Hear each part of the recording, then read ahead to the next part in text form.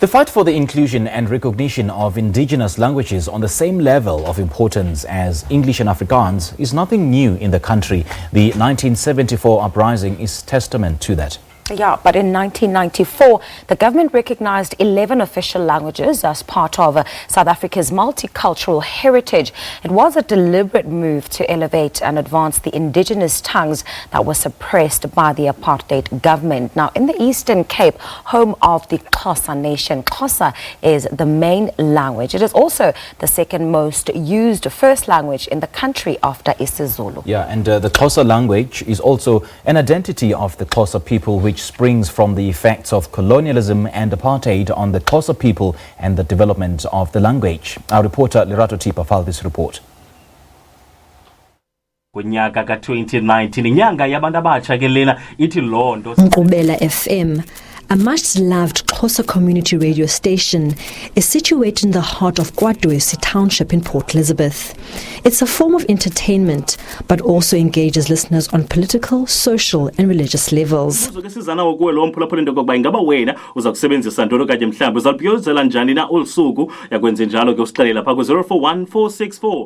feel a sense of belonging as they get to call in, interact and speak about the challenges they face on a daily basis.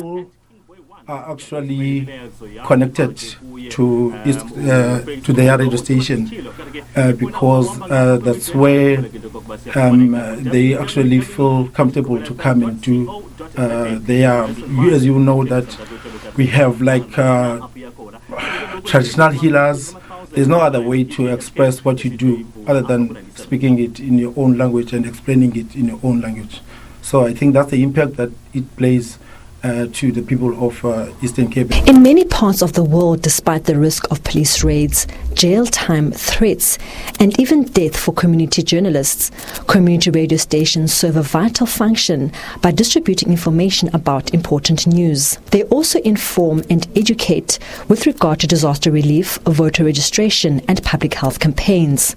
The power of radio is far-reaching, providing indigenous communities with access to programming in their own languages and serving as a voice that promotes their cultures and traditions. Which ke noko into enikisumdla kakhulu ke leyo into kokubonakalisa ukubhiyozelwa kwezinye zeziganeko ezabe kanti ke ziyenzeka 1976 ndiyacinga ke into kokuba kwabo babekhona ngelo xesha kuthi kwakuthethwa ngolo suku zibe kanti ke ziyabuya noko inkumbulo. Privilege, if you can put it, I can put it in that way, because it actually allows me to do different things or to explain information in actually in a broader context, because most of our listeners are Xhosa speaking, so it actually enables me to be able to get all the information for the listener and be able to share the information in a comfortable way for myself also, because you know, as someone who is Xhosa speaking, when you shift to English, it's actually sometimes a bit of a problem, but when you explain something in your mother tongue, you're actually able to explain it in different angles, you know. So it truly feels amazing to be able to present every information in my mother tongue. For the listeners, life without the sound of their much-loved presenters would be meaningless. It's easy because, babes, it's my vocabulary language, so it's easy to understand. And what is wasting? I like media, newspaper, radio, TV. That is me.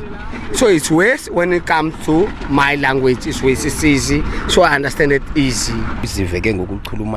We feel happy about listening some of the shows because it's where we get some of the progressive advices. The United Nations proclaimed 2019 as the International Year of Indigenous Languages in an attempt to bring attention to the need to preserve, promote and revitalize endangered languages. To save a language, it must be passed on to the next generation. Lerato Thipa, SABC News, Port Elizabeth.